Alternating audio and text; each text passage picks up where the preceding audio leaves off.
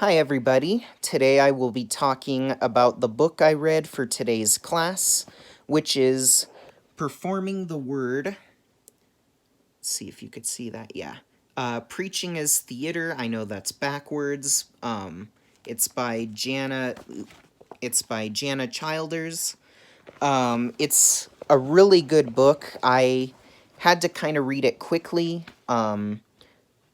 because of the time constraints of getting this assignment done, but I want to go back and read it again to get more out of it because it had a lot of good stuff to offer. So chapter 1 talks about preaching as an intuitive kind of thing to do.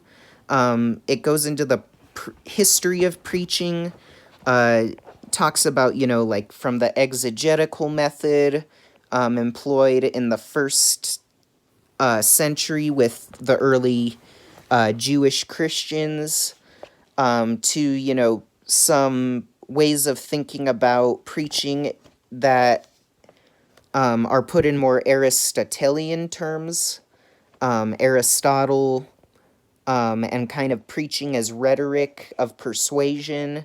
And it goes through a lot of the history of preaching and the ideas about it. And it concludes by saying that, at least for Childers, preaching is seen as a creative, embodied art that opens us to an experience of grace. Kind of going back to what we've talked about earlier this semester, about having an experience of grace through sermons, and not just about moving beyond the idea of grace. Chapter 2 talks about 3 dramatic elements that are present in worship, particularly in the act of preaching. There's performance, which is we perform the text and we perform it well when we're able to see ourselves in the text and to embody it in our preaching, or in our reading of Scripture. So if, Jesus is having a conflict with fellow rabbis about a theological issue and it gets kind of heated, you can see yourself in that text and embody it better if you can do some emotional recall, say, about a time that you had a very heated theological debate with someone. So yeah, there's performance, and then there is distance. So, in a traditional setting, the pulpit will be at the front, and the congregation will be behind the pulpit. That's being challenged more in modern church traditions. But even if you have a wide circle with the preacher in the center, there is still some physical distance between the preacher and the audience.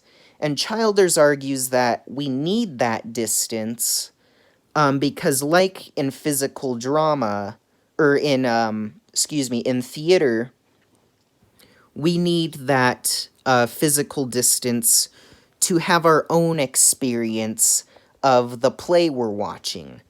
And it's the same with preaching. We need to have physical distance from the preacher to be allowed to have our own experience of the text and of what it's saying to us today, right? If I'm right up to you in your face and saying, this is what the text means, right, Josiah? Like, you're not going to have your own encounter. You're just going to, if you're a person who doesn't question, you're just going to accept what I say for no good reason, or you're just going to be like, dude, back off. So, yeah. And then action is the third element. Usually in theater or in drama, there is some kind of battle between good and evil, or life and death. There's kind of a dualistic drama, and that happens in our churches as well. There's an action that takes place that's kind of a conflict, and we're working to resolve that conflict. So, applied to preaching, we might see that there is a conflict in a biblical text between life and death or good and evil, and we can ask ourselves, okay, how does this apply to our own context today? And what might that teach us about the conflict we're experiencing?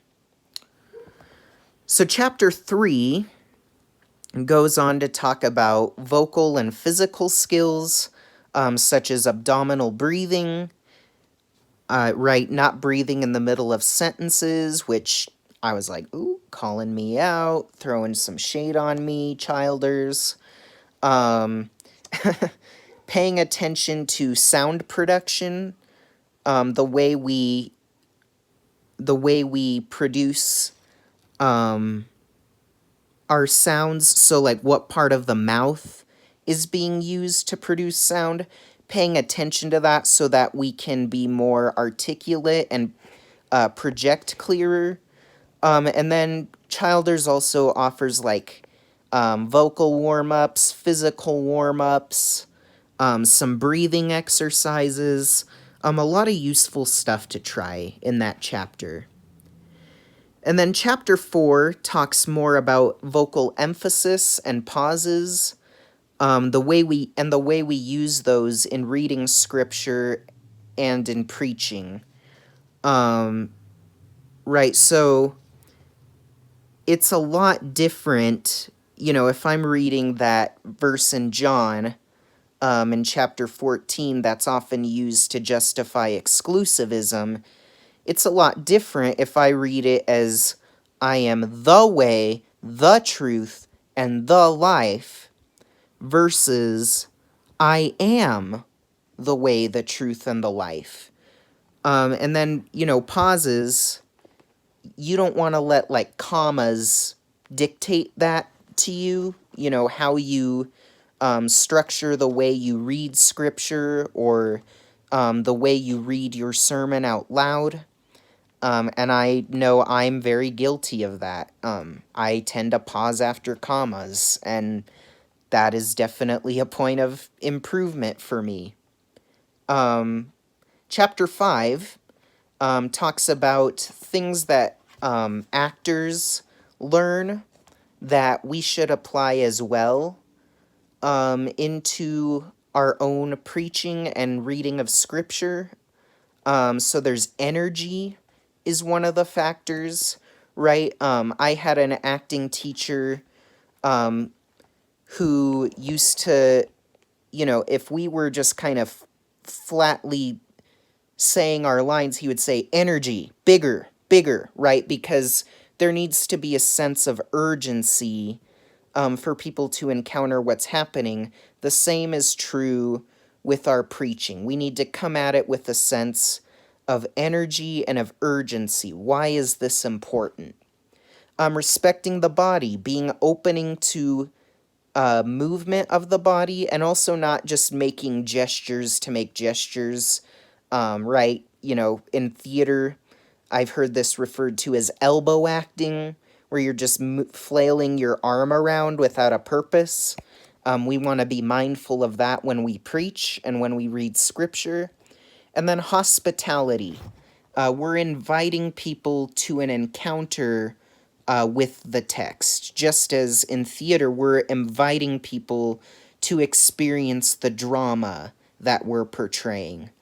So yeah, and then chapter 6 talks more about how to move in space, how to organize the worship space. Right, so there will be different kinds of movement and different kinds of space that'll work for different worship settings. And chapter 6 discusses some ways that we can organize that movement and that space. So I would say for me, the idea that spoke most to me was embodying both the scripture and the sermon, having that ability to have emotional recall of how our own experiences might parallel the text and then embody that, right? Because in theater, that's what you try to do, is have empathy for the character who's speaking, and then to portray that. And it also, on an ethical level, I think it allows us to empathize with the characters who aren't portrayed favorably in the text as well, and to kind of interrogate it, when we're forced to be Cain, or to be, the Pharisees, or to be, um, to be Satan, if you're reading a dialogue between God and Satan, like in the book of Job or something. So that was one that really spoke to me, is just allowing yourself to embody the text through emotional recall.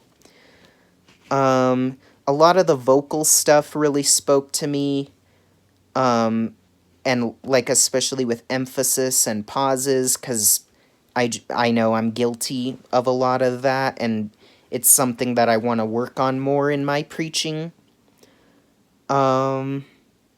Yeah, those were really the biggest things I would say that spoke to me. So if you are at all interested in theater, or you just want to grow in your skills as a preacher and apply insights, if you feel like, oh man, I'm not that great at preaching, I need to really improve, or if you feel like I'm a good preacher but I still want to get better, definitely a book. This will help you so much. I know it's going to help me.